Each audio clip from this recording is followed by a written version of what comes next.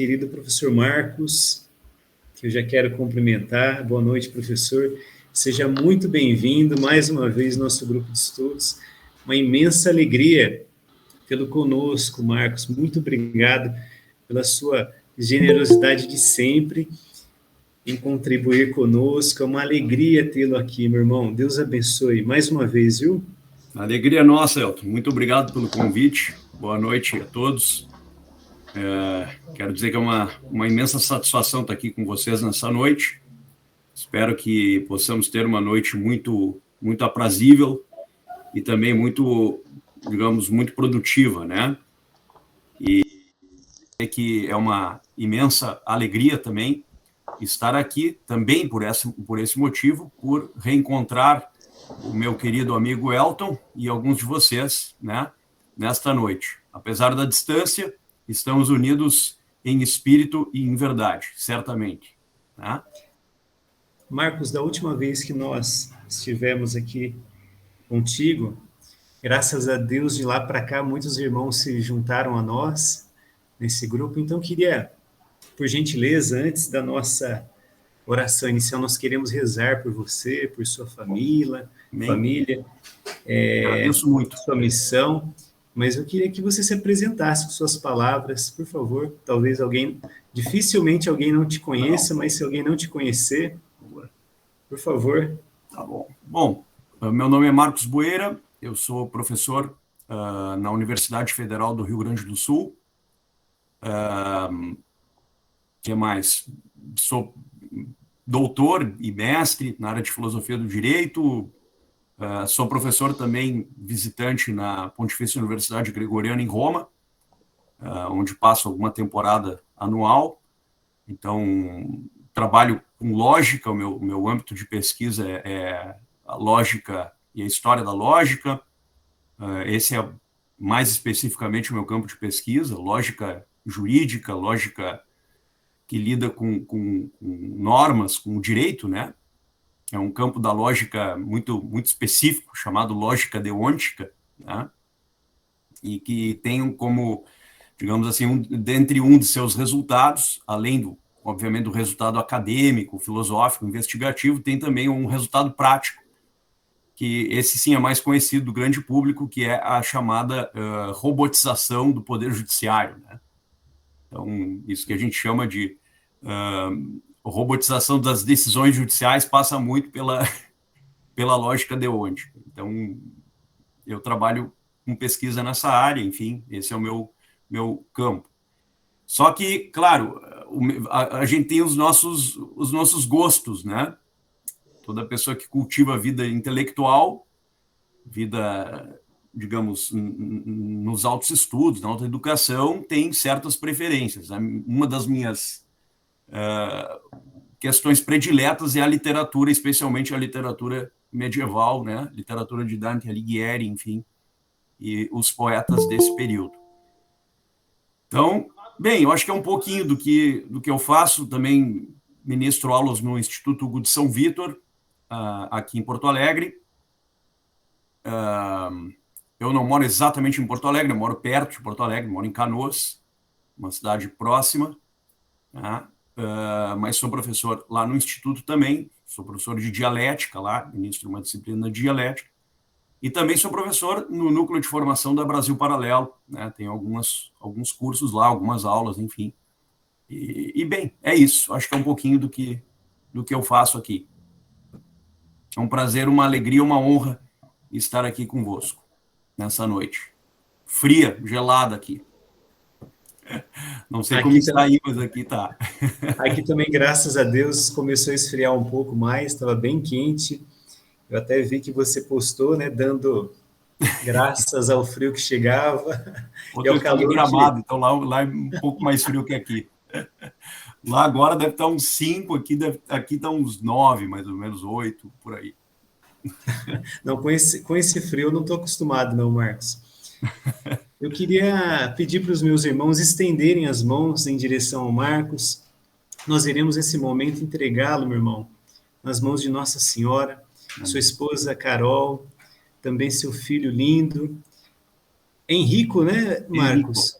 O Henrico.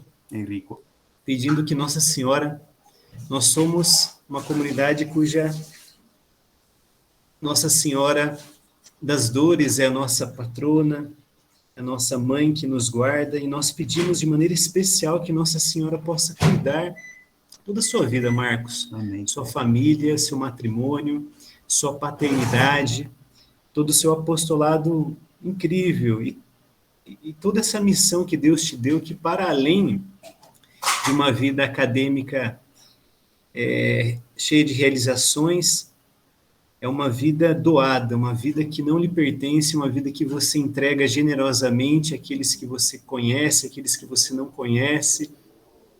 Amém. E quero pedir toda a força, toda a graça do Espírito Santo para a sua vida, para que você tenha atualizado todas as potências da sua alma nesse momento, e que Nossa Senhora possa nos conduzir a aprendermos mais uma vez de Ti e agradecemos nesse momento a Virgem Maria esse presente que é essa aula para nós, é um presente dado por Deus pelas mãos de Nossa Senhora.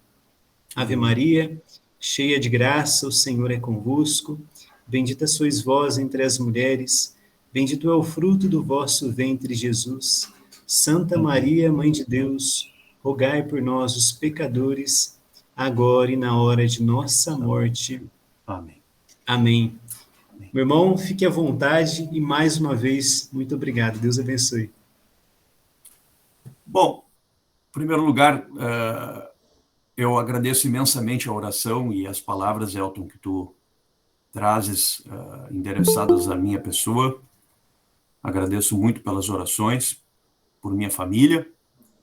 Peço especialmente que La Madonna possa estar conosco a todo momento, nesse instante, dirigindo a nossa inteligência, a nossa personalidade, a nossa consciência, todas as faculdades anímicas e todas as nossas inclinações para a ciência que nós podemos obter mediante um autor fundamental, eu diria, talvez o maior poeta de todos os tempos, que foi o Dante Alighieri.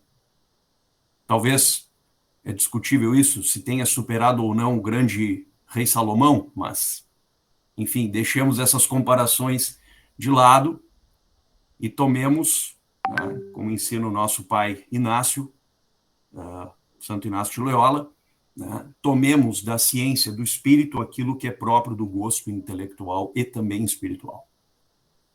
Então, isso é o que eu desejo nesta noite, que nós possamos ter de Deus, da parte de nosso Senhor, uma graça, todos aqui juntos, para compartilharmos uma noite produtiva no espírito, na alma, no intelecto, mas também na vontade, na memória, e que Deus tenha misericórdia de nós.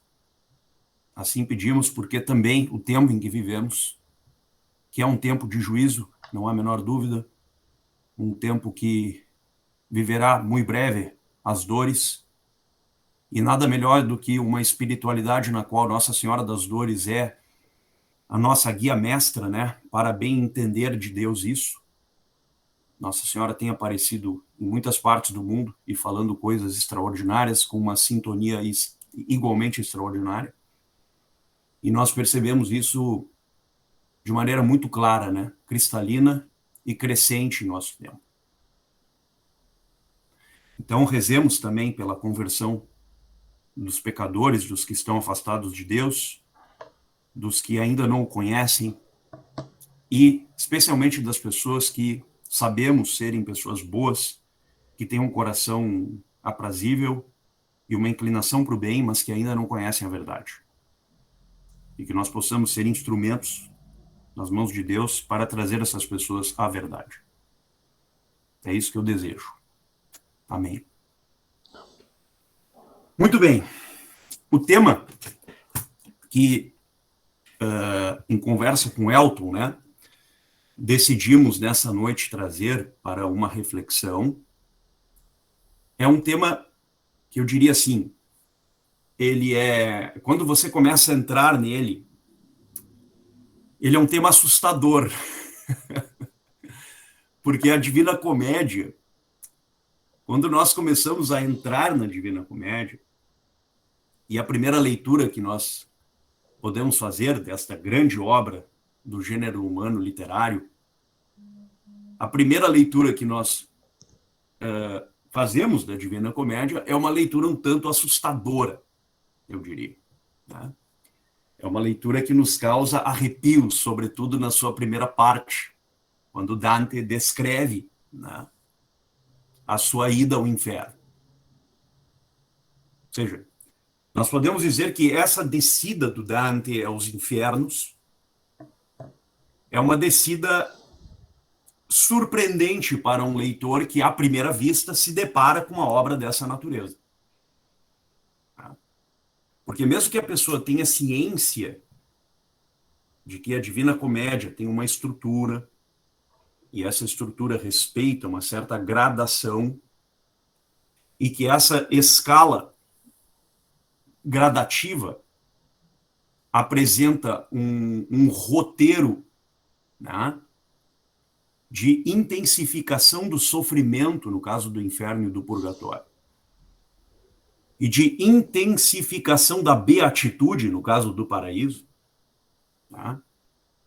Ainda que nós tenhamos uma ciência prévia disso, nada é tão chocante como você, ao entrar na obra, ser como que assaltado pelos estados imaginativos que os cantos do inferno e do purgatório, especialmente do inferno, lhe apresentam. Por exemplo, você faz o exercício de verificar os sofrimentos de muitas personagens no próprio tempo do Dante. Tá? E personagens que, embora não sejam do tempo do Dante, aparecem na história humana e na história da literatura universal e também na história das Sagradas Escrituras, como personagens que ali, naquela descrição de alguns dos cantos do inferno, especialmente os últimos, e notadamente o penúltimo e o último, você quase que sente na carne as dores de personagens como Brutus ou Judas, levando-nos a um tipo de indagação sobre a nossa própria condição. Quer dizer, o que me levaria ao sofrimento caso Deus não me libertasse daqueles pecados que em mim são mais proeminentes? Ou seja, aqueles pecados que me levam de maneira mais direta para um ou alguns dos círculos do inferno. Então é importante dizer isso, em primeiro lugar, e antes da gente entrar efetivamente na Divina Comédia. Eu não sei exatamente aonde que vocês estão na Divina Comédia. Se vocês já estão estudando há muito tempo, Elton, se puder me dar um certo briefing disso, eu agradeceria. Vocês estão estudando a Divina Comédia já há quanto tempo, assim? Nós começamos o ano passado com a encíclica do Papa Francisco, e tivemos alguns professores nos ajudando, como você hoje, dando algumas orientações importantes, e lendo, cada um, na medida do possível, com o seu ritmo. Alguns estão no purgatório, outros ainda no inferno. Não sei se alguém já chegou no paraíso, mas a última vez que eu perguntei, a maioria estava no purgatório. Tá ótimo. Vamos entender, então, antes de entrar na comédia, vamos tentar entender um pouco o próprio poeta, o próprio Dante Alighieri. Tá? Quer dizer, não aqui querendo fazer uma espécie de biografia do Dante Alighieri, porque isso é fácil, basta entrar na internet e ver, tá tudo certo. Mas vamos pegar um pouco a parte científica propriamente dita, né, da arte poética em Dante, e o que ele pretende com isso. Tá? O Dante deixa muito claro o seguinte em algumas de suas obras, e especialmente em uma obra, cujo título é De Vulgari Eloquentia. uma obra que foi escrita para provar a possibilidade de que se pudesse escrever cientificamente, não apenas no latim, mas na língua italiana. Então, é como se nós pudéssemos usar a língua italiana, que durante a Idade Média era chamada de língua vulgar, justamente porque era a língua falada na cidade. Você chegava em Florença, e o que as pessoas falavam? Elas falavam latim? Não, elas falavam o vulgar, que é o italiano como nós conhecemos hoje. Então é isso que as pessoas falavam na cidade. E existia uma cultura na época na qual a língua italiana era desprezada para finalidades científicas. Então a pessoa iria começar a sua vida de altos estudos, tá? Ela se endereçava a alguma escola para começar o estudo das artes liberais, gramática, retórica, dialética, e tudo isso orbitava em torno da língua latina. Ninguém poderia acessar o mundo científico sem o domínio completo e absoluto da gramática latina. Porque sem a posse dessa gramática, você não poderia fazer absolutamente nada dentro das áreas e dentro da vida propriamente científica. Por exemplo, o que se passava na universidade, o que se passava, por exemplo, no âmbito da arte, o que passava-se na vida eclesiástica. Então, para tudo isso era exigido o latim. E o povão falava o italiano. O que o Dante fez? O Dante fez o seguinte. E veja que coisa extraordinária. O Dante observou que a língua italiana continha um conjunto satisfatório de regras ortográficas e gramaticais que a habilitavam, a língua italiana, para que ela pudesse tornar-se uma língua científica. Isto é, uma língua capaz de expressar níveis absolutos e universais de entendimento e gêneros literários os mais diversos.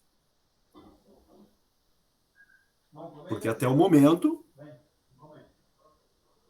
toda condição de máxima de possibilidade que o imaginário humano havia alcançado ou estava na poética grega, especialmente com a Ilíada e a Odisseia, ou estava na poética latina, especialmente com Virgílio, mas também com Ovídio. Ou seja, a maior obra poética escrita em latim em todos os tempos foi a Eneida, de Virgílio. E por essa mesma razão, Dante vê em Virgílio uma espécie de luz, de farol, de mestre, que lhe guia por lugares os mais diversos. Então, essa é uma primeira coisa que nós temos que ter presente, para entender o que exatamente, não um ou outro canto da comédia, mas o pano de fundo, o background sobre o qual essa grande obra do espírito humano foi feita.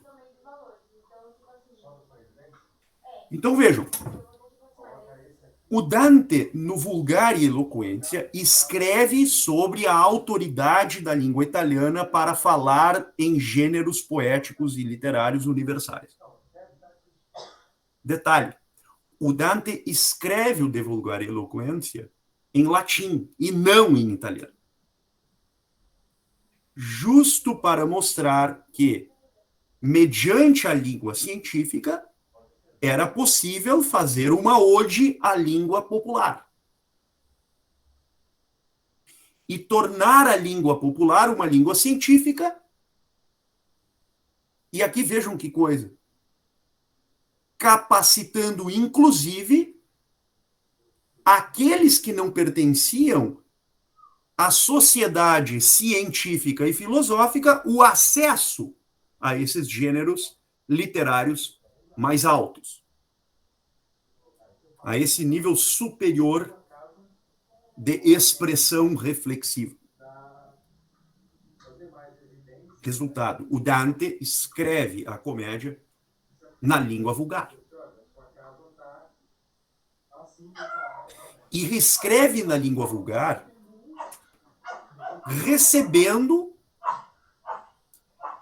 toda a carga das regras formais da ars poética presentes em 3 linhas de autores, ou 3 tradições poéticas diversas. Uma primeira tradição poética é aquela que vem da própria obra de Virgílio, que traz a Dante uma ciência necessária para a estruturação dos versos e das estrofes, de uma forma musical, respeitando aquilo que a poética latina já havia ensinado, com Virgílio, Ovídio, Horácio, etc. Ou seja, de que há uma necessária separação silábica nos versos que corresponde necessariamente à música empregada. Que aí você tem ideia se está gastando muito ou não, comparado com... Façamos um exercício para ver isso. Vamos pegar aqui. Vamos pegar o canto 1 do Inferno. Tá? Vamos pegar o início. Só para ver isso. Só para ver fazer uma experiência aqui em loco. Disso que eu estou dizendo. Dessa recepção de uma estrutura silábica mediante a qual nós somos capazes de emitir musicalmente isso. Então vamos ver aqui. Olha só que interessante. Deixa eu só abrir aqui. Vou pegar. Eu tenho 3 aqui edições. Bom, eu vou ler no vulgar, então tá tudo certo. Vamos ler no original, no vulgar, tá? Só o início ali. Diz assim. Primeiro eu vou ler sem musicar, depois nós vamos cantar, tá? Então, sem cantar. Nel mezzo del cammino di nostra vita, mi ritrovai per una selva oscura, che la dritta vi era smarrita. Aí, quando a dir qual era cosa dura, esta selva selvaggia e aspra e forte, che nel pensier rinnova la paura. Uma tradução aproximada. Da nossa vida em meio da jornada, achei-me numa selva tenebrosa, tendo perdido a verdadeira estrada. Dizer qual era coisa tão penosa, desta brava espessura a asperidade, que a memória a relembra ainda cuidosa. Tá? Agora vamos cantar isso aqui. Veja. Nel mezzo del cammino di nostra vita, mi ritrovai per una selva oscura, che la diritta vi era smarrita. Aí, quando a dir qual era cosa dura, esta selva selvaggia e aspra e forte, che nel pensier rinnova la paura. Percebam os intervalos entre uma sílaba e a outra. Uma oscilação decassilábica, na qual nós vamos expondo um ritmo. Um ritmo que pode ser paciente de uma melodia, ou seja, ele pode receber uma melodia. Viu a conversa furada que eu joguei? A depender de quem o enuncia. Você viu a conversa furada que eu joguei no Elton? Veja que, do ponto de vista musical, esta é uma obra perfeita. Porque você pode receber graus mais complexos que, inclusive, aperfeiçoem outras artes, como é o caso mesmo da música. De modo que a ars poética e a arte musical serão ambas aperfeiçoadas reciprocamente, à medida em que você vai entrando de maneira mais ciente, portanto científica, no coração destas regras que conformam e atribuem ao texto uma perfeição musical e poética. De quem o Dante tirou isso? Do grande Virgílio.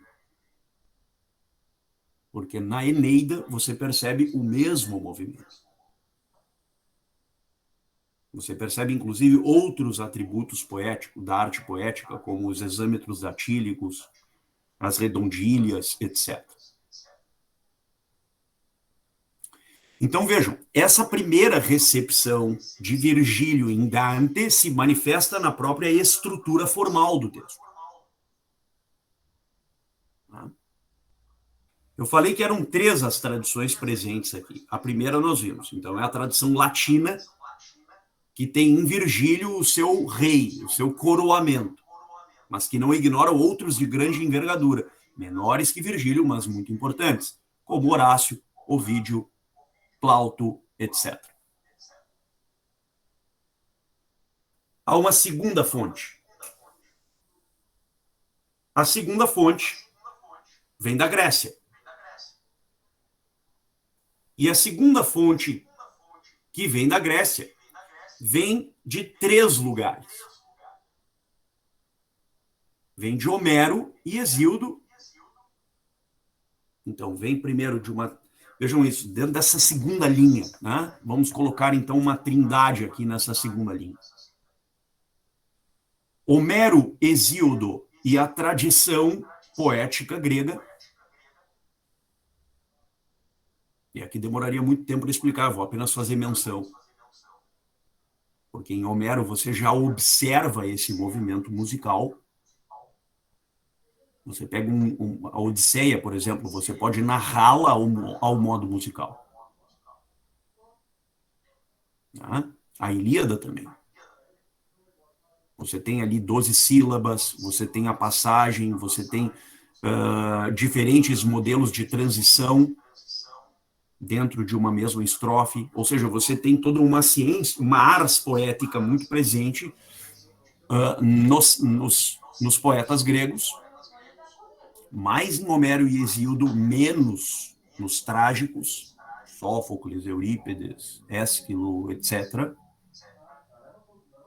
e diferentes nuances dessa tradição poética em autores como, por exemplo, Píndaro, a poesia lírica de Píndaro.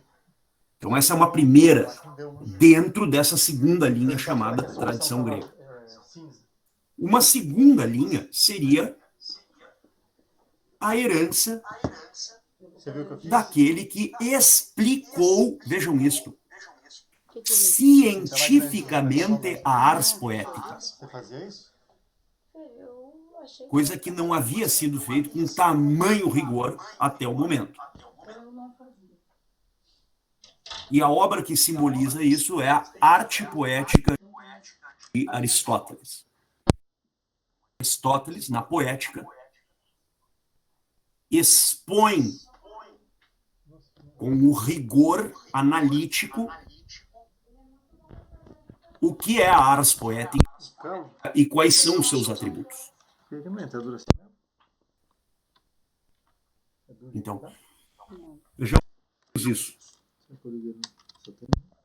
O Dante usou um mecanismo que não era usual na poética, salvo no seu tempo, os chamados poetas provençais, do chamado amor gentil, como Brunetto Latini, Guittone d'Arezzo e outros tantos que eram anteriores e foram como que mestres mais diretos para o Dante. Mas Aristóteles, num ponto, foi muito importante, que é o que eu vou chamar aqui de imitatio ou mimesis. Como é que você apreende a poética? Você aprende por meio da imitação. Então você vai imitando até aprender. E imitação supõe mnemosine, memória. Supõe que você treine a memória. Leia muitas vezes o mesmo ponto e leia com música, para que aquilo permaneça em você. Tu vai ler muitas vezes, sei lá, aqui, né? Tanto sono os sentidos me tomara, quando hei o bom caminho abandonado, depois que uma colina me acercara, onde ia o vale escuro terminando.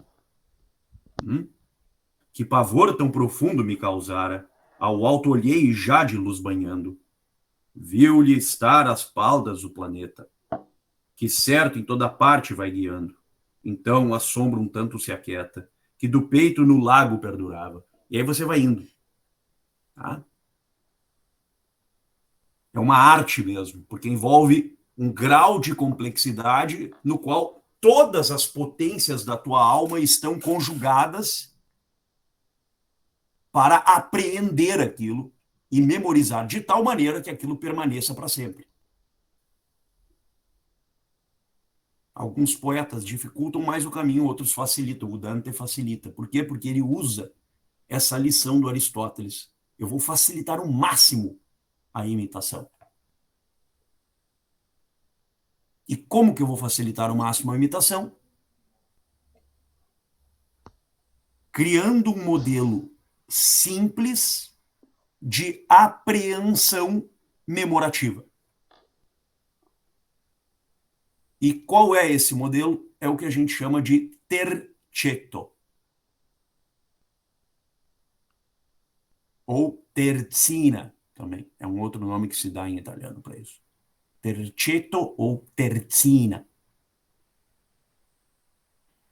Quando o verso acaba com um determinado som, o verso subsequente acaba com um som de verso e o verso terceiro acaba com o mesmo som do primeiro. A, B, A. B, C, B. C, D, C. E aí por diante. Vejam. Tante amara che poco è più morte, ma per trattar del bien che ivi trovai, dirò labre cose che io vo scorte. Ó, morte, sorte. Ah? Io non so ben ridir che mi rintrai. Trovai, intrai. Vamos ver no português como é que ficaria nessa tradução do Xavier. Tem uma outra tradução aqui do Vasco. Vamos comparar as duas para ver. Tá? Olha só que legal. Tá? Vamos comparar as duas. Aqui, ó. Então, a partir da oitava linha do canto 1 do Inferno. Mas para o bem narrar lá deparado, de outras coisas que vi, direi verdade. Contar não posso como tinha entrado, tanto sono sentidos me tomara, quando hei o bom caminho abandonado. Tá? Do 8 ao 12. Agora vamos ver como é que o Vasco traduz. Olha só. Tá? Mas, por tratar do bem que eu nela achei, direi mais coisas vistas de tal sorte, nem saberei dizer como é que entrei, tão grande era o meu sono no momento, em que havia veraz abandonei. É uma tradução portuguesa, né? O Vasco é um português. E o Xavier é um brasileiro. Tá? Um brasileiro do Nordeste, e isso é importante dizer, porque os nordestinos têm uma capacidade poética maior do que os demais povos do Brasil por uma questão muito simples. Isso faz parte da cultura direta dos povos do Nordeste. Então, isso facilita imensamente. Por exemplo, no Nordeste não desapareceu a tradição dos repentistas. Isso é uma herança que permanece. Então, o Xavier Pinheiro, que era um nordestino, um extraordinário tradutor, aliás, um gigante intelectual, um homem que foi pouco valorizado, infelizmente, né? Porque, enfim, por várias razões, mas era maior do que a sua fama mereceria, tá? Hoje em dia. Então, grande, extraordinário tradutor, Xavier Pinheiro. Veja, traduziu a comédia, porque esse é o nome originário dessa obra, não é Divina Comédia, é Comédia, com 2 M's. Esse é o nome da obra, é o nome que o Dante deu para a obra. Então, segunda linha, a linha grega, onde temos 3 pontos. Homero, Hesíodo e os poetas, Aristóteles, e uma terceira linha, que se dá naquele que, mestre do Aristóteles, fez uma coisa que poucos fizeram. Uniu a filosofia à poética. E o nome dele é Platão.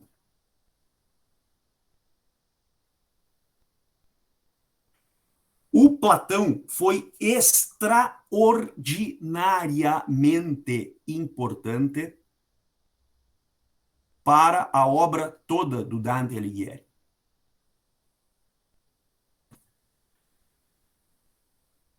Especialmente em 2 obras. Numa obra filosófica chamada Convívio. Segundo lugar, para o próprio pano de fundo da comédia. Porque no pano de fundo da comédia está a tese de que é possível, em vida, migrar para um mundo puramente inteligível, um mundo eterno, e neste mundo ter ciência das coisas. E veja que essa transição do mundo terrestre para o mundo espiritual foi feito ao modo imaginativo, o que já expõe por si a capacidade imaginativa indizível, incomparável do Dante, porque foi capaz de discernir com uma força poética extraordinária e incomparável aquilo que, para a fé católica e cristã em geral, é profissão de fé, especialmente para a fé católica, mas também ortodoxa. Os 3 níveis de realidade que conformam a vida espiritual. Um deles transitório e 2 eternos.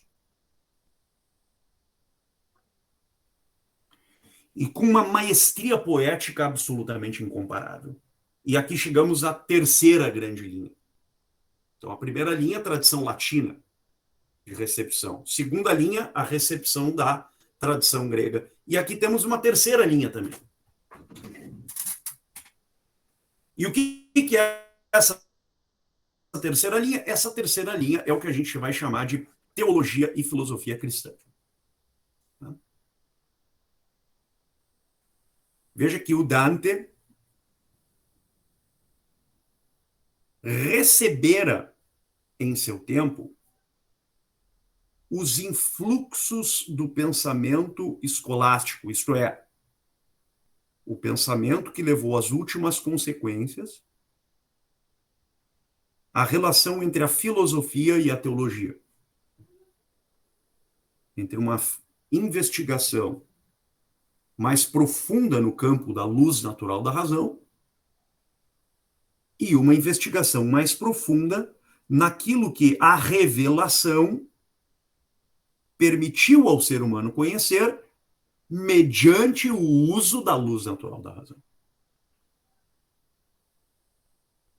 De modo que um brocado escolástico muito usual era este, de que a fé é, dentre todas as coisas, a mais racional. seja, a fé é profundamente irracional. De modo que não ter fé é um ato minimamente irracional, para começo de conversa.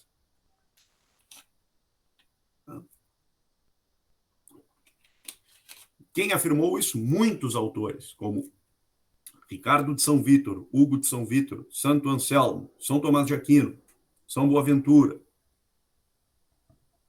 Santo Alberto Magno, etc. O Dante é quase um contemporâneo destes. Ele veio um pouco depois. Tanto assim que concede um lugar muito especial no céu, no caso, no céu do Sol, que é o quarto nível do céu.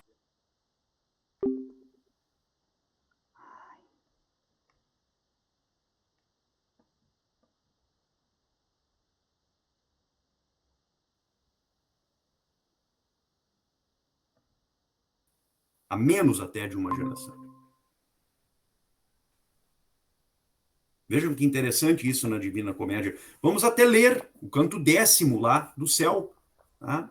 O céu do Sol é o quarto, para ver isso que eu estou explicando aqui. Eu tô tentando fazer o seguinte exercício, pessoal. Talvez vocês já tenham percebido. Eu estou contextualizando uma aula, digamos, sobre as influências literárias e filosóficas do Dante, querendo mostrar na própria obra do Dante essas influências. Tá claro isso? Então vamos tentar ler aqui algumas passagens que estão no canto 10º do céu, do paraíso. Vamos apenas lembrar algumas coisas importantes. Tanto o inferno como o purgatório, como o céu, tem 9 círculos. Lembremos disso, isso está claro para todos, né? Já começaram a ler a obra. Então, há 9 círculos no inferno, há 9 círculos no purgatório e 9 círculos no paraíso. Tá? Então, os 9 círculos do inferno correspondem a graus distintos de pecados e sofrimentos. Tá? Luxuriosos, gulosos, assidiosos, e aí você vai baixando e os níveis de sofrimento vão aumentando. Até chegar lá no último, aquele lago geladíssimo, insuportável, onde está Lúcifer, e na boca de Lúcifer, sendo mastigados a todo instante, por toda a eternidade, Judas e outros personagens.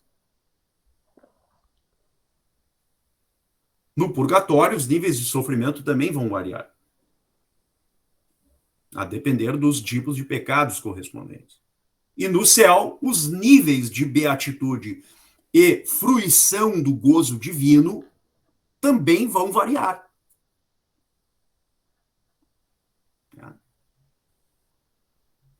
E alguns dos santos doutores medievais estão no céu do Sol, que é o quarto, que é uma espécie de andar dos sábios.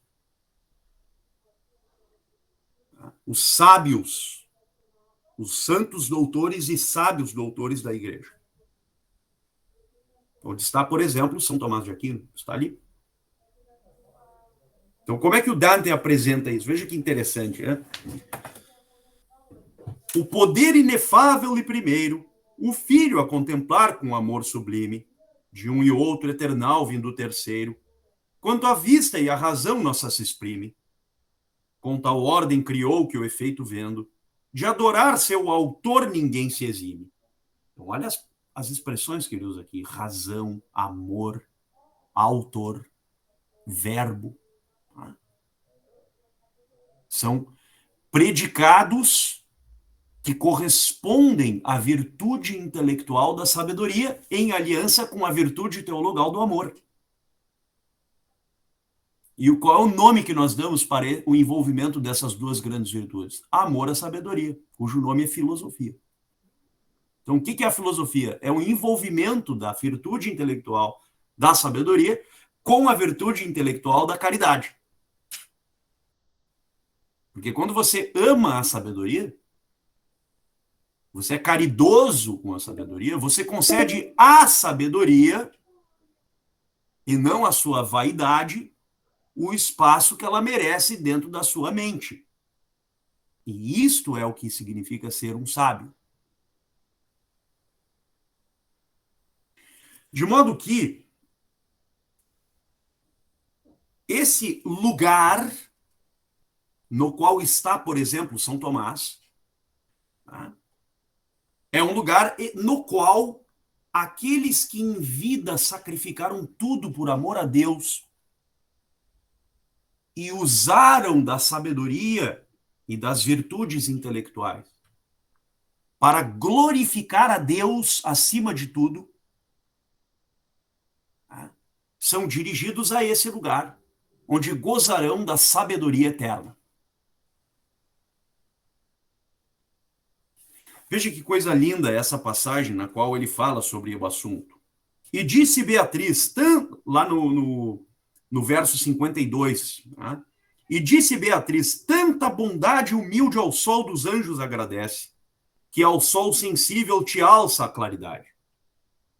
Peito mortal jamais ardor aquece, de sentir tão devoto e tão piedoso, que a Deus a gratidão inteira expresse, quanto é meu ao convite carinhoso. E entanto enleva o coração se acende, que a Beatriz ouvida fervoroso. Não lhe despraze, no seu riso esplende, tanto brilho dos olhos expressivos, que do êxtase profundo me desprende. Fulgores então vi claros e vivos, de nós centro de si coroa fazendo, mais suaves em voz que em luz altivos, a filha de Latona se movendo. Vemos assim de um cinto rodeada, no ar úmido as cores se mantendo. Tá? E aí ele continua. E aí começa. Olha que coisa linda essa passagem, né? Que cinge contemplando a pulcra dama. Pulcra dama. A bela dama, né? Nossa Senhora. Que para o céu te guia, protetora. Um anho fui da Santa Grey que chama, de domingos a voz pelo caminho. Então ele vai entrar aqui ao que aqui? De domingos a voz pelo caminho. Quem é Domingos? São Domingo, a ordem dos dominicanos. Então ele vai apresentar aqui o itinerário para mostrar como os santos integrantes da ordem de Santo Domingos estão nesse nível. Veja, a ordem dos santos doutores, né? Onde prospera só quem mal não trama, Tomás de Aquino Soume está vizinho. Então Dante encontra Santo Tomás aqui. A destra de Colônia, o grande Alberto. Quem foi Alberto? Alberto, Santo Alberto Magno, mestre de São Tomás de Aquino, autor desse tratado aqui, que está aqui atrás de mim. De Natura Boni, um dos grandes tratados de filosofia, de teologia moral da Idade Média. Esse aqui. Santo Alberto. Né? Então vejam, a destra de Colônia, o grande Alberto, que Alberto era de Colônia, né? Então foi bispo de Colônia. Colônia era uma grande cidade no centro da Europa. Hoje ele fica no sul da Alemanha. Tá? E na época era uma das principais cidades do norte da Europa, né? Da Europa continental. Então, a destra de Colônia, o grande Alberto, a quem de aluno e irmão devo o carinho. Cedos mais todo ser deseja certo, na santa croa atenta cuidoso. À tua vista, voz siga-me perto, nesse esplendor sorri-me jubiloso. Graciano, que num outro foro, Dino se fez de ser no céu ditoso. Quem foi Graciano? Graciano foi o pai do direito canônico. Foi o homem que compilou as primeiras normas da igreja. Tá? Então, Graciano foi o autor das chamadas decretais, que eram as normas canônicas da igreja que foram inspiradas no direito romano, no chamado Corpus Iuris Civilis, corpo de direito civil. Então, o que inspirou o Corpus Iuris Canonici, o corpo de direito canônico? Foi a interpretação feita dentro da igreja do que recebeu-se do direito romano, no caso do Corpus Iuris Civilis. Por isso, as decretales, quando foram sistematizadas, elas se transformaram no que a igreja chama de Corpus Iuris Canonici, que foi o direito canônico até o ano de 1917, quando a Igreja fez o seu primeiro Código de Direito Canônico. Até 1917, até o início do século XX. Então, veja, quase 2.000 anos de história. Claro, não com a compilação, mas com os documentos que foram se acumulando. Isso aqui foi no século XI. Né? Então, vamos lá, 1.000 anos de história. A Igreja teve como direito canônico o Corpus Juris Canonici, que começou a ser organizado nas decretais de quem? Do nosso Graciano, que está aqui no céu, do lado de Santo Tomás, né? E quem o nosso amigo Dante Alighieri encontra aqui. Tá? Então, logo encontra Santo Tomás, encontra lateralmente também o grande Graciano. E encontra outros também. Veja, Graciano, que num e no outro foro, por isso foro, né? A ideia do direito, das instituições do direito. Dino se fez de ser no céu ditoso. Aquele outro ornamento deste couro foi Pedro, com a pobre ofrenda escassa, à Santa Igreja deu o rico tesouro. A quinta luz que as mais em lustro passa, se acende em tanta luz que anela o mundo. Saber se goza da celeste graça, o alto espírito encerra tão profundo, que se o verbo de Deus é verdadeiro, de saber tanto não se alçou o segundo. Quer dizer, o que ele quer dizer aqui? Que a complexidade da sabedoria tem como ponto de chegada, ponto final, o verbo de Deus. E o que move a sabedoria, se não o conceito e o verbo? Então, se o conceito e o verbo são fundamentais para a sabedoria, qual é o verbo mais alto ao qual a sabedoria se destina, se não o verbum Dei, o verbo divino, que é o próprio Cristo? Veja que coisa linda isso aqui, que Dante está nos apresentando. De saber tanto não se alçou o segundo, ou seja, é a humildade e não a soberba o que conduz alguém a estar aqui. Que os anjos, seu mistério, sua natura. Por que sua natura? Porque a natureza angélica é puro intelecto. É intelecto em ato, intelecto agente. Por isso Tomás de Aquino é chamado pela igreja de doutor angélico. Porque a sua inteligência chegou num nível não igual, mas semelhante à angélica. Diferentemente dos anjos, São Tomás teve que percorrer um longo caminho de muito sacrifício para concluir as verdades que concluiu. Os anjos fazem isso de maneira imediata. Por exemplo, um anjo é capaz de entender muito mais do que a Suma Teológica num átimo de milésimo de segundo. São Tomás precisou de uma vida de 49 anos para fazer isso. Tá claro? Mas ele chegou perto. E isso quem disse foi o próprio Jesus Cristo, nosso Senhor.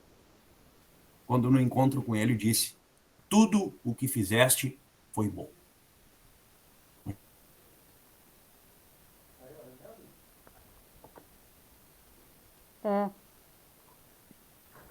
E aí continua o Somo Poeta nos dizendo assim: em conhecer na terra foi primeiro. Sorri na luz menor, serena e pura. Por que a luz menor? A luz da humildade, né? Dos séculos cristão, esse advogado, olha quem vai botar aqui agora, de Agostinho tão útil à escritura. Que coisa linda. Se os olhos da tua mente acompanhado, Santo Agostinho diz isso, né, várias vezes na sua obra, especialmente nas Confissões. São os olhos da alma que contemplam a verdade que é Deus. Não os olhos do corpo, mas os olhos da alma, que outra coisa não é senão o intelecto. Marcos, desculpe interromper esse momento tão maravilhoso.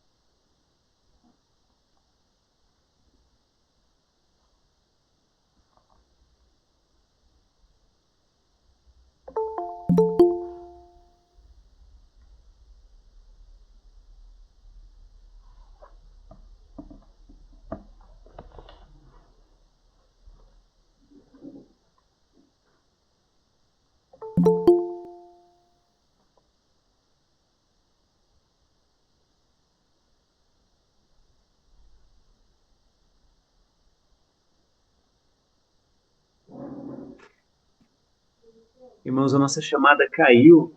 Estava notificando que faltava 10 minutos, mas eu me empolguei aqui ouvindo o professor. Eu esqueci de avisá-lo. Mas logo, logo ele entra novamente. A Lívia estava falando aqui para mim, avise o professor. Me empolguei, esqueci.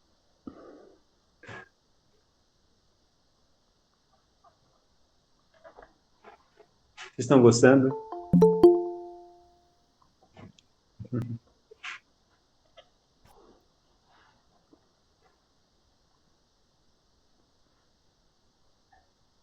Oh. Salve! Salve! Caiu antes, vamos voltar então. Desculpe. Tava avisando os irmãos aqui que eu me empolguei, Marcos, ouvindo, esqueci de te avisar que estava caindo. Tranquilo. Diz uma coisa, quanto tempo eu tenho? Veja, eu sou capaz de ficar o dia inteiro falando do Dante sem parar, porque capaz de ouvir predileto. Bom, vamos um pouquinho mais então, né? Aí depois a gente abre para as perguntas, um pouquinho mais. Tá?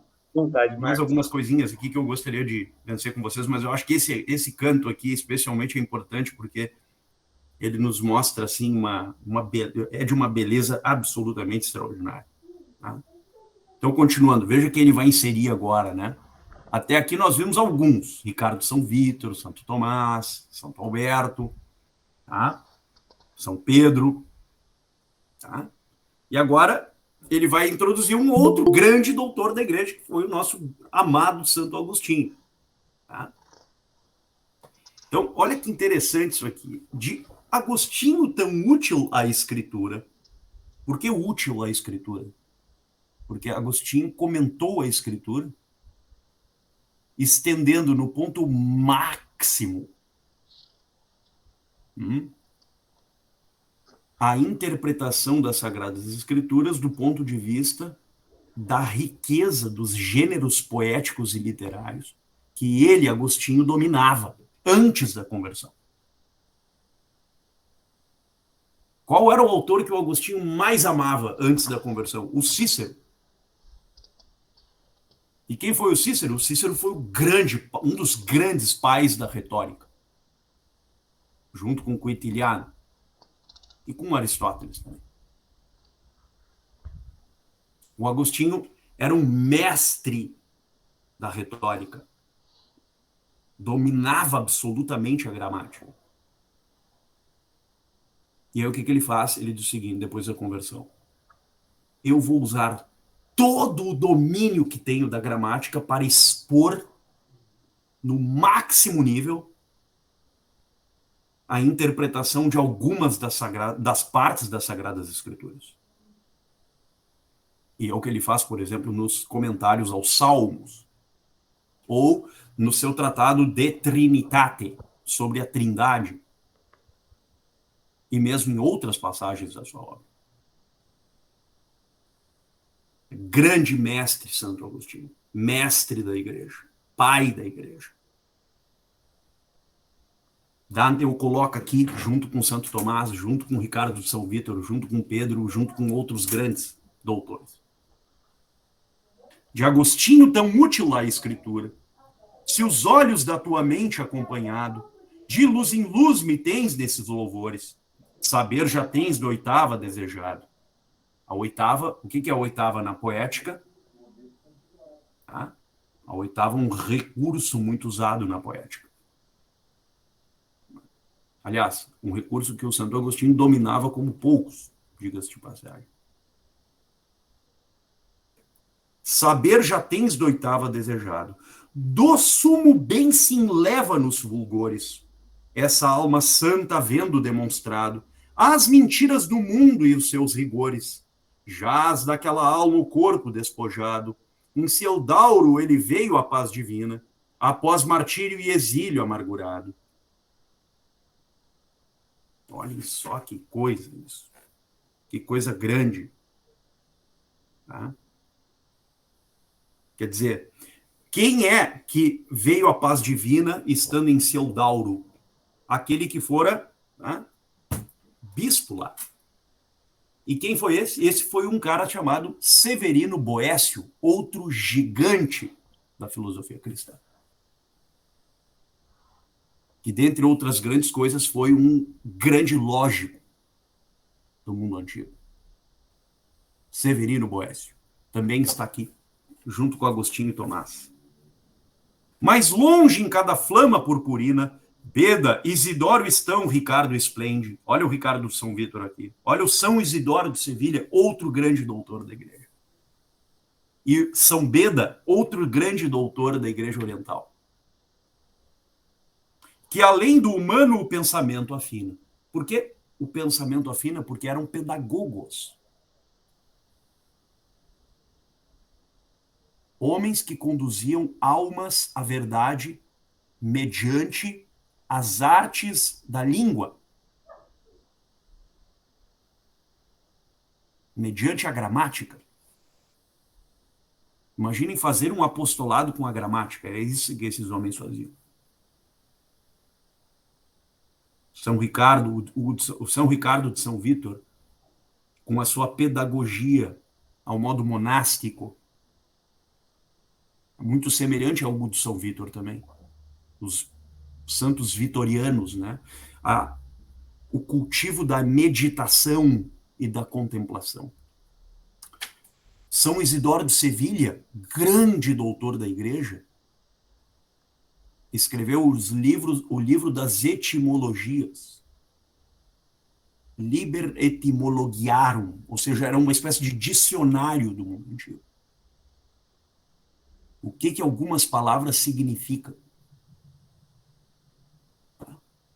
Por exemplo, o que significa a palavra, nós usamos isso a todo momento, Jesus Cristo é Rei dos Reis e Senhor dos Senhores. O que significa Rei e o que significa Senhor? Qual o significado da palavra Rex e da palavra Dominus? São Isidoro explica. Santo doutor da igreja. E aí continua. E esse de quem tua vista se depreende, a mim tornando achou grave e prudente, que morte pronta um grande bem compreende. É Siger que assim luz eternamente. Siger de Brabante, grande intelectual, grande doutor da igreja. Na rua de Fourar ele era outrora, verdades que odiam provocado ingênuo. E qual relógio que nos chama em hora, em que desperta do Senhor a esposa, matinas canta e o seu amor implora. Olha que lindo. E qual relógio que nos chama em hora, em que desperta do Senhor a esposa? Do que o Dante está falando? O Dante está falando dos livros 19 e 20 do Apocalipse. Quando nosso Senhor e a sua esposa, que é a igreja, encontrar-se-ão definitivamente para um casamento triunfante. Na sua parúzia, na sua segunda vinda. Mas que até o tempo em que a eternidade e o tempo se encontrem, então nós estamos de hora em hora esperando o advento. E por isso, de hora em hora, nós esperamos a segunda vinda. Ou que ela ocorra conosco particularmente, ou que ela ocorra no fim dos tempos, quando Jesus, ao vir, se encontrará definitivamente com a sua igreja, aqui estabelecendo uma Jerusalém. que, vinda dos céus, se concretiza na história. E, ao se encontrar com a história, regenera o mundo. Por isso, de hora em hora, por isso essa expectativa, por isso a esperança, por isso os olhos centrados na eternidade. Não no futuro, na eternidade. Porque se nós olharmos para o futuro, nós vamos sucumbir. Ou seja, quando o adversário nos oferecer o mundo, as seduções da carne, as seduções do mundo e o domínio do mundo, se nós olharmos para o futuro, então, porque queremos chegar naquele futuro que a nossa vaidade, a nossa soberba e o orgulho desejam, então nós vamos cair naturalmente. Mas se nós olharmos para a eternidade, nós veremos que esse futuro não pertence a nós por um direito nosso, mas pertence a nós porque aquele que nos amou primeiro, assim o quis. E aí continua o Dante. Mátinas canta e o seu amor implora, que no girar das rodas tão donosa, notas faz retinir de amor enchendo, devota alma que o escuta fervorosa. Ó glorioso círculo se movendo, assim vi eu com tal suavidade e doçura de vozes que compreendo, só haja iguais do céu na eternidade.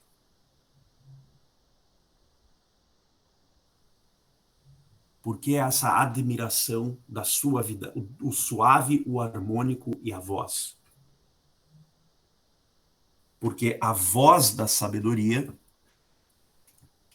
apresenta uma repulsa inicial para o corpo fatigado.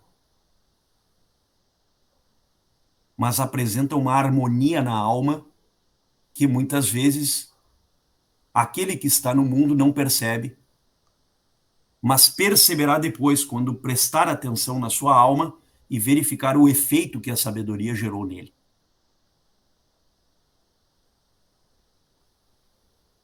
Em outras palavras, no céu do sol não há mais nenhum efeito a ser produzido na alma, porque todos os efeitos já foram produzidos pela graça. A alma atingiu o grau máximo de perfeição. E Dante, e isto é muito simbólico, mas ao mesmo tempo muito real, não à toa, Dante fora conduzido não pelo maior de todos os pagãos em termos literários, que foi o Virgílio, mas ele precisou ser conduzido por aquela que era, no seu horizonte, a representação máxima de Nossa Senhora, a saber, a Beatriz, que o conduziu pelo céu. E que o fez chegar até o Empireu, e do Empireu contemplar de longe a luz que resplandecia e se irradiava desde Deus para os céus. Teria muito mais a dizer. Eu fico até constrangido de ter falado tão pouco sobre um autor que é verdadeiramente o maior de todos os poetas em todos os tempos. Isso aqui que eu fiz foi um arranhão. Seria necessário, talvez, o espaço de uma vida inteira de encontros semanais até os nossos fins, respectivos fins, até nós morrermos, e mesmo assim nós jamais seríamos capazes de entender absolutamente, no limite, a grandeza dessa obra. Não sei se ficou claro tudo o que eu procurei falar aqui até o momento.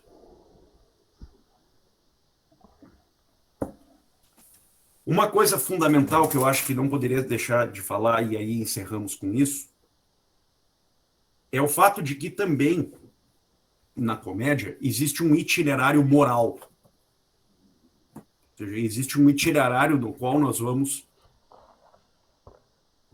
sendo convidados ao transitarmos de um círculo ao outro, numa visão, obviamente, ptolomaica, que está presente no imaginário do Dante, por uma razão simples: Dante não conheceu a modernidade, não conheceu instrumentos científicos para ver que a tese de Ptolomeu não tinha lá, né, o cabimento, né, que postulava.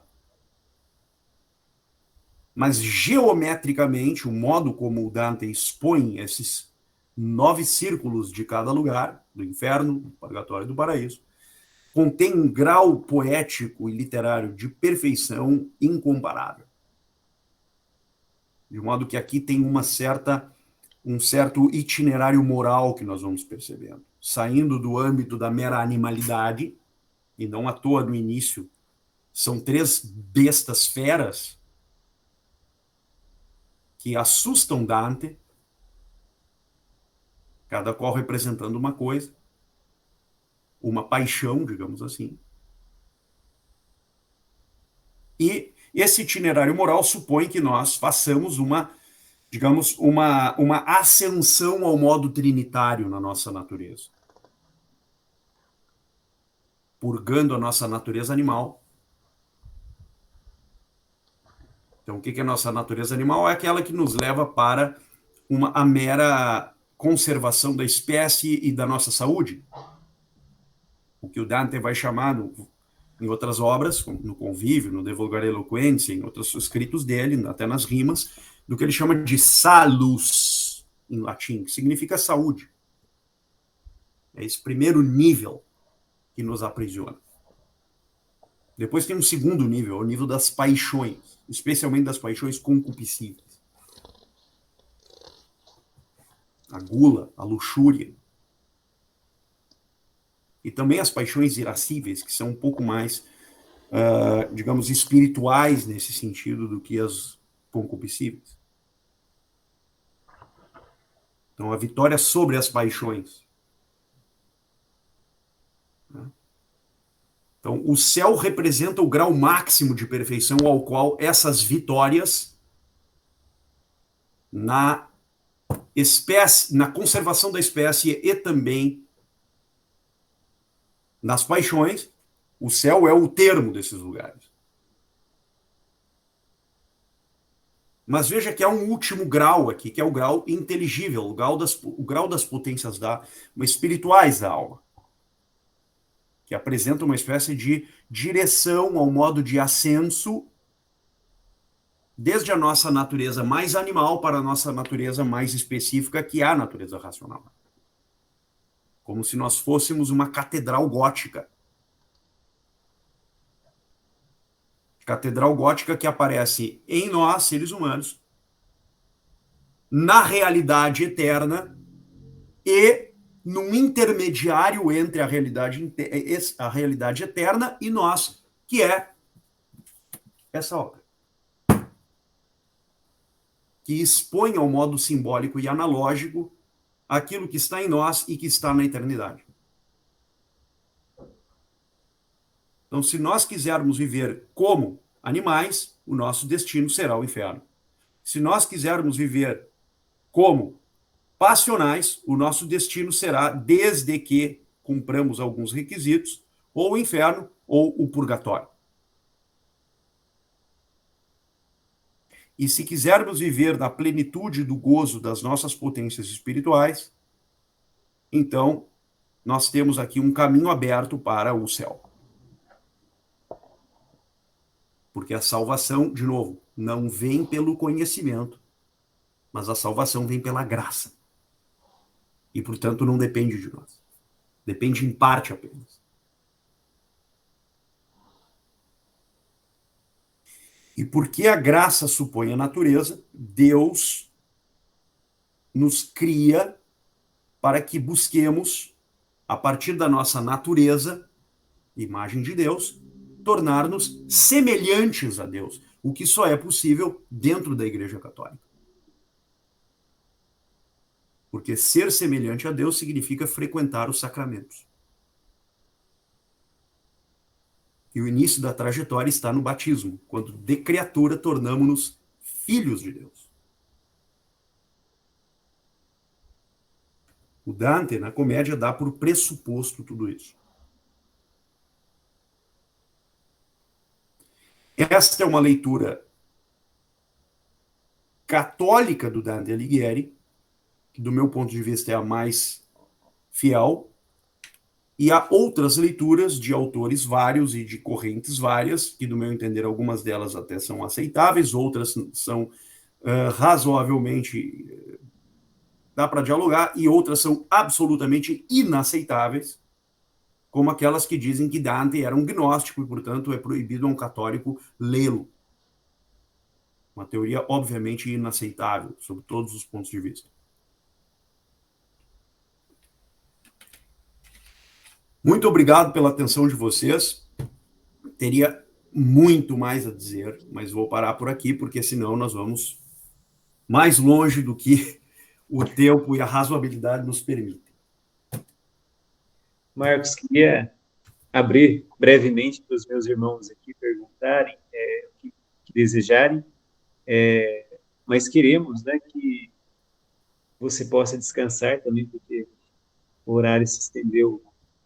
Mas nós poderíamos ouvi-lo a noite toda, mas sabemos que você também precisa descansar. Queremos convidá-lo, quando puder, estar aqui em São Paulo para conhecer pessoalmente a nossa comunidade. Seria uma alegria. Nós temos a nossa sede em São Roque, as meninas, dá um tchau ali. As meninas, elas moram ali na casa da nossa comunidade, e nós estamos construindo um centro de espiritualidade lá. Então, seria uma honra tê-lo lá, conhecendo a nossa casa, a nossa sede. E eu queria fazer uma pergunta muito simples aqui, só para abrir mesmo, para encorajar os meus irmãos, mas particular para você. Uhum. Lendo alguns documentos da igreja a respeito de Dante, o quanto os papas mencionam. E é interessante que eles o chamam de o nosso poeta, o nosso Dante. Uhum. E não há, para mim, não há dúvidas de que Dante foi salvo, de que ele está no paraíso, que ele também descreveu. E qual a importância para nós, por exemplo, de maneira específica aqui, como uma comunidade que temos um carisma que nos leva ao esvaziamento, né, comunidade Kênosis, para viver a plenitude de Deus, a importância de estudarmos com afinco, né? Você disse aí que é uma leitura para a vida toda e que não se esgota, e é interessante, Marcos, que à medida que você ia falando, que eu ia pensando, nossa, meu Deus, eu teria que viver mais de 100 anos para poder alcançar tudo isso e com muita dedicação e muita graça de Deus. Mas a importância, imagine que seja o seu livro de cabeceira, né? Que você, digamos que Dostoiévski também, mas é um dos livros de cabeceira, sem dúvida. fala para nós da importância da gente se dedicar a essa leitura, porque é uma leitura que pode nos conduzir também a esse caminho de santidade, um caminho de união com Deus, porque, para mim, fica muito claro, principalmente com essa chave de leitura que você nos trouxe, católica, teológica, filosófica, de que é um caminho de espiritualidade muito grande a leitura do Dante. Sem dúvida. Eu vou te responder lembrando-me de uma coisa aqui. Tem um grande amigo meu em Roma, Federico, que também é um grande leitor do Dante e tal.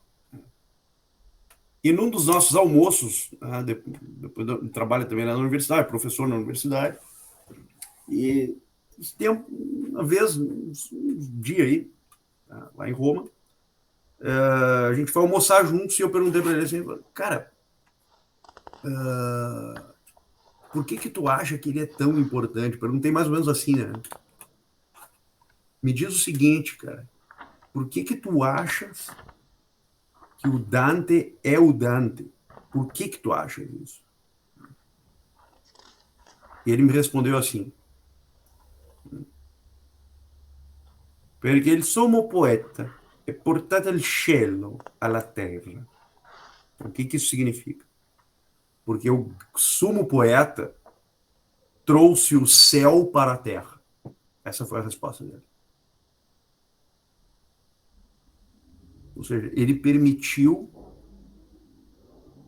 por meio de todos os mais altos recursos literários e poéticos, expor o céu de um tal modo e com um grau de perfeição que ninguém tinha feito até o momento. E ninguém fez até hoje. Porque você pode expor o céu ao modo de comentários às Sagradas Escrituras. Na teologia existem muitos que fizeram isso. São Tomás fez isso, os novíssimos, na Suma Teológica. O Agostinho fez isso no De Trinitate. Os vários doutores da igreja, o Soares, por exemplo, Francisco Soares, grande doutor da igreja, não é santo, mas foi um grande doutor, escreveu um tratado sobre os novíssimos. Agora, nenhum poeta na história do cristianismo foi tão longe ao expor com tamanha riqueza e complexidade e encadeamento simbólico o céu como o fizera o Sommo Poeta. Nessuno. Ninguém, nenhum deles fez isso. E nem fará. E talvez nem fará. Eu tenho cá minhas dúvidas de fará. Porque ele foi tão longe em todo o uso dos recursos, percebe? Essa obra, se ela não falasse sobre as verdades cristãs e falasse sobre verdades pagãs, ela já seria imensa. Ela já seria do tamanho do Ovídio, do tamanho do Virgílio. Percebe? Vamos supor que ele pregasse ali uma teologia natural. E não estaria longe de acontecer isso, porque ele convivia com vários pensadores naturalistas. O Guido Cavalcanti, por exemplo, que foi um mestre dele, era um naturalista. Uma espécie de ateu daquele tempo. Né? Então ele conviveu ele conviveu muito com pessoas assim. Porque à época tinha uma escola famosa na Itália, aliás, duas escolas muito famosas, a Escola de San Marco, né, que era de Venezia, que era uma escola dos grandes poetas provençais, então ensinava-se a poética não cristã e clássica nesse lugar, em Venezia. E ali pertinho de Venezia, numa cidade chamada Padova, ensinava-se o estudo da retórica, da dialética e da filosofia natural, de acordo com Aristóteles, sem o cristianismo. E dali saíram grandes mestres. Um deles, Guido Cavalcanti, que foi mestre do Dante. Um dos mestres intelectuais do Dante. E que foi colocado no inferno. Por quê? Porque não tinha fé. O que já demonstra a coragem desse homem, né? Quer dizer, entre um amigo e a verdade, eu fico com a verdade. Amicus Guidos, sed matis amica veritas, nesse caso. Entre o Guido e Guido Cavalcanti, no caso. Entre o Guido e a verdade, ficou a verdade. Porque esse é o compromisso de todo fiel católico cristão, antes de qualquer outra coisa. Também é compromisso de qualquer ser humano, em geral. E não à toa foi perseguido na sua cidade, foi achincalhado, foi expulso de Firenze. Ele teria morrido, teria sido assassinado, sem dúvida nenhuma. Eu fui na casa dele, em Firenze, algumas vezes. E em Roma, eu morava muito perto da casa dele, então eu passava praticamente todos os dias na frente da casa do Dé. Até no meu Instagram tem um vídeo que eu fiz lá. Esses tempos aí. Ele deve ter sofrido muito, né, Marcos, por ter ficado exilado e não poder retornar para a sua amada pátria. Sim, exatamente. A pátria, no caso, Firenze, né? Sim. Então, em Roma, veja que coisa, em 1300, em 5, 6 e 7, 4, 5, 6, 7 de março de 1300, ele está em Roma, tá? Nesse lugar que eu coloco nesse vídeo lá no meu Instagram, se vocês quiserem olhar o lugar, tá lá, eu botei algumas fotos, botei um vídeo, e estava nesse lugar, e foi o ano do jubileu, então teve uma série de missas do Papa Bonifácio VIII sobre temas escatológicos, e ali a comédia já estava pronta praticamente. Então, por várias razões, que agora historicamente não vem ao caso, Dante é deslocado para várias cidades até chegar em Ravenna, onde então ele falece. Morre em Ravenna. Tá? E detalhe curioso, ele não teve oportunidade de ver Beatrice outra vez, senão naquela única vez que, estando ele em Firenze, ao contemplar Beatrice, é como se ele de fato tivesse visto o céu estando na Terra. Numa experiência, eu diria, sui generis, porque, veja, ali todas as potências da alma estão dirigidas para aquela figura. Não é só a contemplação beatífica, mas é também o apetite concupiscível do Dante. Um desejo até, eu diria, carnal por aquela mulher. Uma coisa assim, realmente envolvente em todos os sentidos. O que fica bastante claro em algumas obras suas, como, por exemplo, La Vita Nova. Quer dizer, de uma paixão concupiscível, aquela imagem da beleza feminina é transfigurada na beatitude completa e, portanto, na figuração de Nossa Senhora. E agora o apetite muda, não é mais o concupiscível, mas um apetite reto e irascível de amar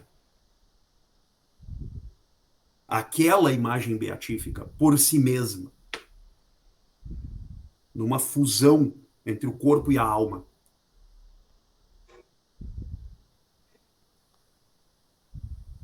Veja que coisa interessante esse envolvimento com Beatriz. A corredentora da alma do Dante. Percebe que se a gente interpretar a vida do Dante e a obra do Dante e as personagens que povoam a obra do Dante à luz dos documentos posteriores da Igreja e dos dogmas de fé da Igreja que são levados a cabo posteriormente, nos séculos, nós vamos ver uma sintonia profunda com isso. Por exemplo, a corredenção. Ou a tese do Imaculado Conceição. Que é uma tese que foi defendida por um escolástico posterior ao Dante, pouquinho tempo depois, chamado Johannes Duns Scotus, grande doutor. Em suma, teria muitas formas de responder essa pergunta, Elton. Eu optei por uma, mas teriam outras. Belíssima forma. Belíssima. Alguém mais gostaria de fazer uma pergunta, um comentário? Por favor, gente, fiquem à vontade. Para a gente já... Não se acanhem, não fiquem com medo. Pode mandar a pergunta, não tem, aqui está em casa. Boa noite, professor. Tudo bem? Tudo bem, boa noite, pessoal. O que o senhor recomendaria para introduzir esta obra na vida dos nossos filhos, né? A partir de que idade? Porque me impactou muito quando o senhor disse, né, da descrição deste amigo, né? Trouxe o céu à terra. E então isso me tocou. Eu falei, meu Deus, como é que eu vou apresentar isso para os meus filhos, né? que o senhor indicaria e como fazer isso e melhor idade, uma metodologia? Muito bem, vou dizer o que eu fiz, tá? Meu filho tem 7 anos e eu li o ano passado com ele. Ele tinha Ah, 6. Não a Divina Comédia. Eu li uma edição em quadrinhos do Nese, que é muito bem feita, que reproduz os desenhos usando as estrofes da Divina Comédia. Então ele copia algumas estrofes, reproduz nos desenhos e mostra ao modo de imagem os desenhos num livro de quadrinhos da Divina Comédia. E legal. foi isso que eu usei com meu filho quando ele tinha 6 anos, e eu vou te dizer, ele aprendeu absolutamente as formas simbólicas da Divina Comédia no início, assim. Eu chegar para ele e dizer assim, o inferno e tal, ele lembra. Faz algum tempo já isso, faz uns meses. Sim. A edição é essa aqui, ó. Deixa eu ver se eu acho ela. E vou botar aqui no chat. Posso dizer, tá, aqui, quadrinhos. Aqui, ó. Aqui, essa edição aqui.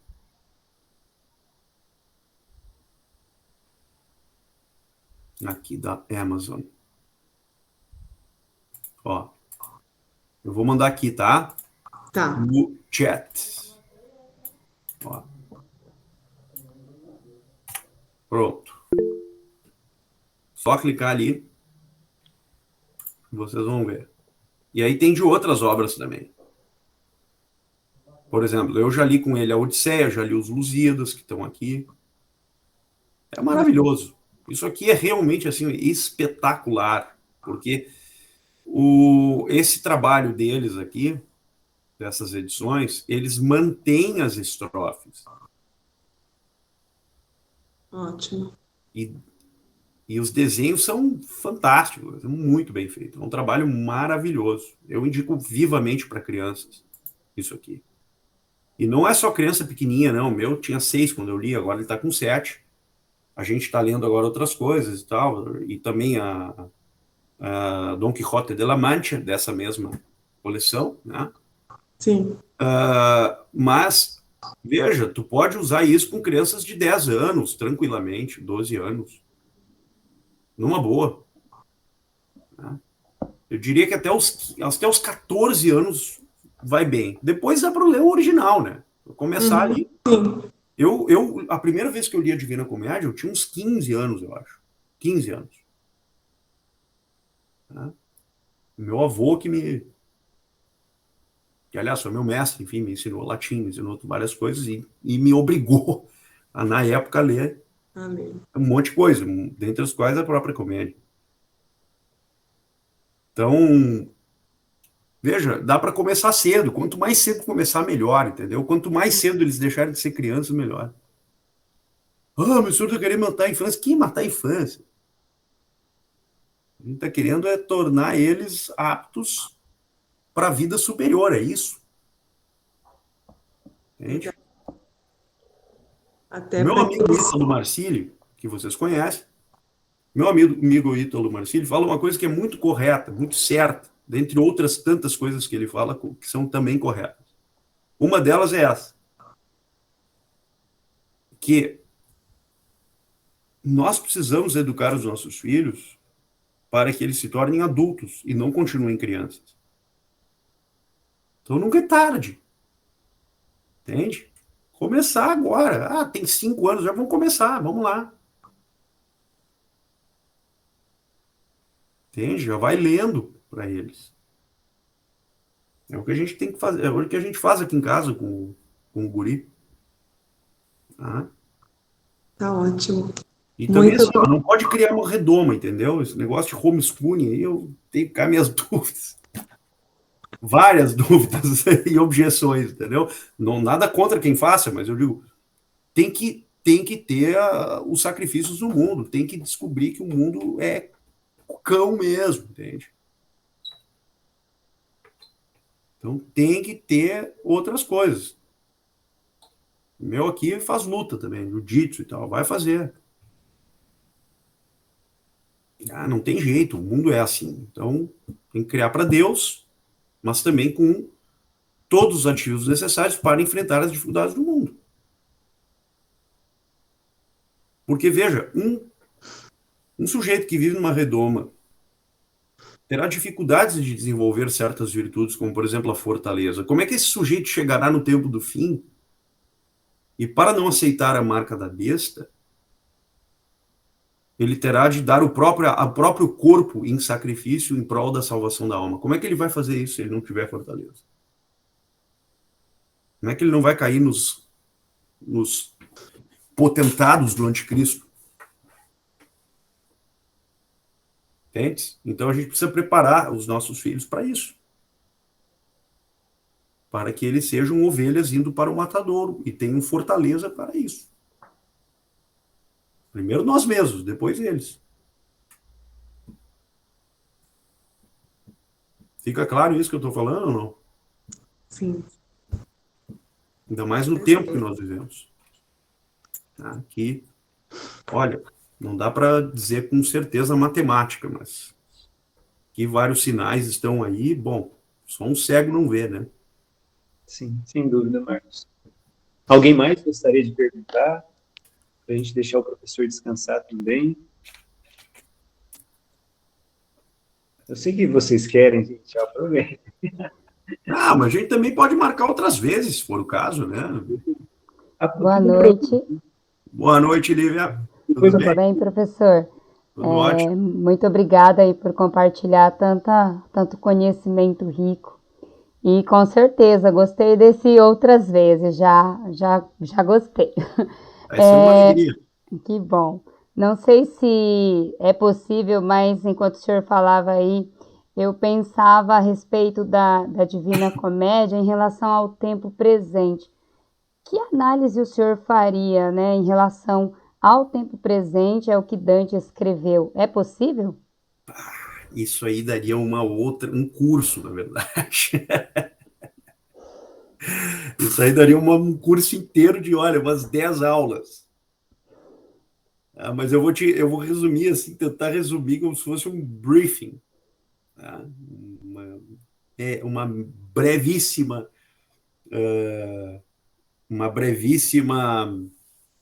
exposição ao modo de uma resposta insatisfatória, né? Porque nos falta o tempo para explorar o assunto. O que eu diria disso? Eu diria o seguinte: a Divina Comédia apresenta o objeto central do que a gente chamaria de escatologia. Então, a Divina Comédia é uma obra literária que expõe ao modo simbólico e alegórico as dimensões profundas da escatologia. Tá? O que é escatologia? Escatologia é o estudo das últimas coisas. Ela também é o estudo do eschaton, aquilo que se manifesta. Em grego seria isso, literalmente, eschaton. Né? Então, o que a escatologia faz? Ela tenta discernir os últimos tempos e as coisas atinentes aos últimos tempos. Só que enquanto a escatologia apresenta isso, usando as Sagradas Escrituras para mostrar uma certa sucessão cronológica de acontecimentos que ocorrerão para dar vazão, tá, à segunda vinda de Cristo,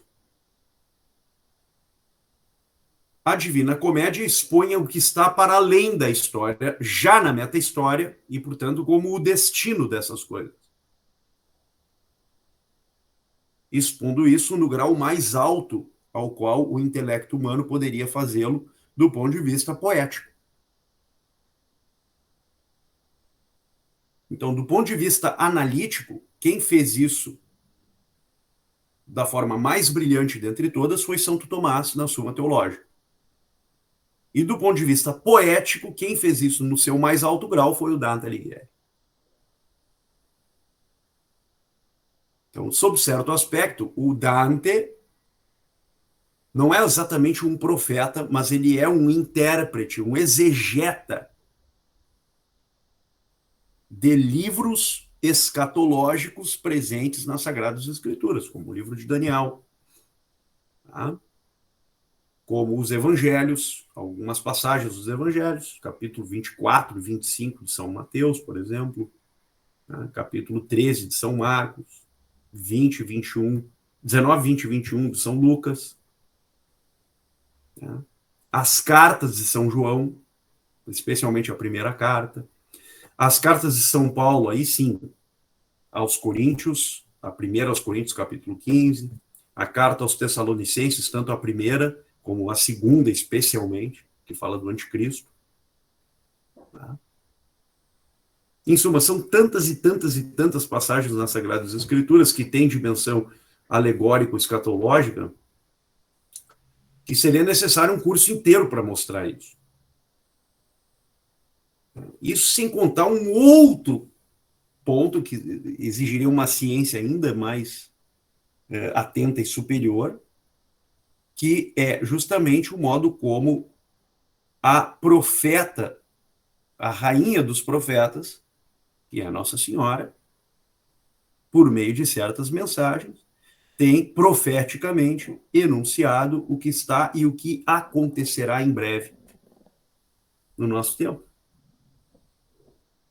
E tem dito isso em muitos lugares do mundo, em diferentes lugares, para diferentes videntes, mas, pasmem, com a mesma mensagem em todos os lugares, o que é uma coisa absolutamente extraordinária. Então, se nós quisermos entender o que está acontecendo e o que acontecerá, o porto seguro para isso é as mensagens da Nossa Senhora. Esse é o melhor lugar. As mensagens de Nossa Senhora ao Padre Gobi, as mensagens de Nossa Senhora em La Salette, as mensagens de Nossa Senhora em Fátima, as mensagens de Nossa Senhora em Akita, Garamandal, são tantas. Não para mais. Anguera, aqui no Brasil, Pedro Regis. Eu defendo Pedro Regis, olha, eu defendo muito Pedro Regis. Você pega todas as mensagens, não tem uma vírgula que possa ser falada nas mensagens. É uma compatibilidade teológica e filosófica absolutamente extraordinária. E pasme, tá? Isso eu vou falar para o Pedro Regis quando eu estiver com ele, eu espero estar com ele algum dia. Ele não tem preparo filosófico e intelectual, não teria, para fazer uma concatenação tão extraordinária de verdades filosóficas e teológicas no conteúdo das mensagens, desde 1987, né? Não teria condições intelectivas para fazê-lo. E ele próprio admite isso. O que já mostra que as mensagens têm um conteúdo sobrenatural, por definição.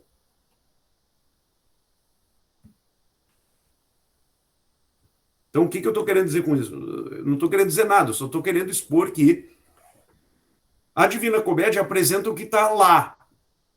E para chegar lá tem uma cronologia de acontecimentos que estão sendo realizados e que acontecerão muito em breve. Coisas que estão e vão acontecer. E vai ficar muito pior. Está todo mundo falando, não, vai melhorar, não sei o quê, né? Não sei. Vai piorar muito.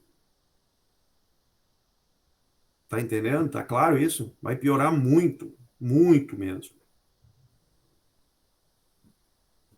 É disso que se trata. E tudo gira em torno disso. E se aqueles que dentro da igreja tiverem vocação para a inteligência, vocação intelectual, vocação para a alta cultura, para as coisas grandes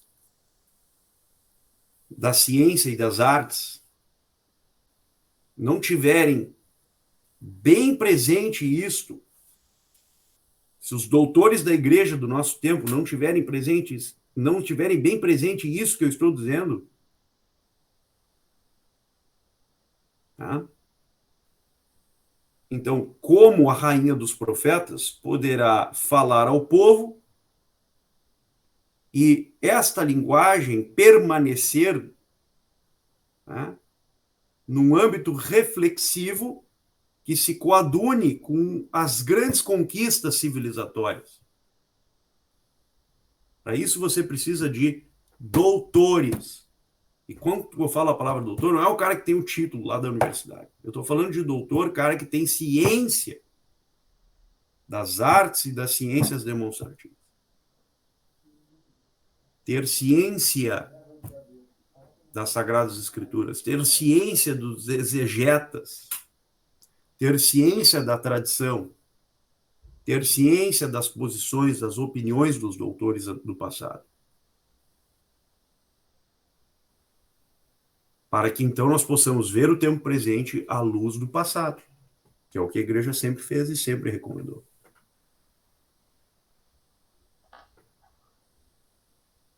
Fica claro isso que eu estou falando ou não?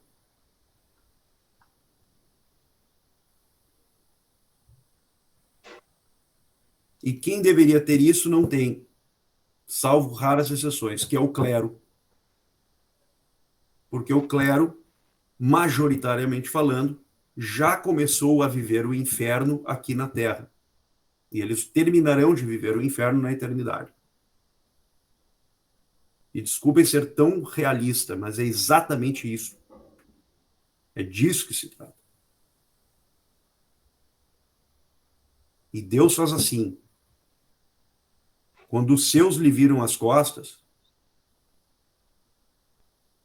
ele pega os menores e eleva os menores para humilhar os grandes desse mundo e mostrar aos grandes desse mundo que ele é Deus. Tá claro isso? Bom, eu acho que agora nós podemos parar. Professor, eu queria agradecer novamente. Marcos, eu estava pensando aqui que além, se a gente pudesse dividir, né, entre a queda da primeira sala e agora, a primeira foi uma riqueza poética e agora uma riqueza profética. Meu irmão, muito obrigado. Muito obrigado por toda essa riqueza exposta a nós. E eu queria propor aos meus irmãos, de coração, falar isso para vocês. Nós passamos aí da metade da quaresma, que coloquem a família do Marcos em oração. Por favor. Depois eu vou colocar, se você me permitir, Marcos, o Por nome gentileza. os seus no grupo do WhatsApp, para que nós possamos oferecer às sextas-feiras, nos nossos santos terços, também jejuns, e nós sabemos da importância do seu trabalho na vida da igreja, não só com, né, os intelectuais universitários, mas principalmente ajudando as comunidades, ajudando pessoas que querem caminhar na vida intelectual e melhor servir a nossa igreja através do estudo também.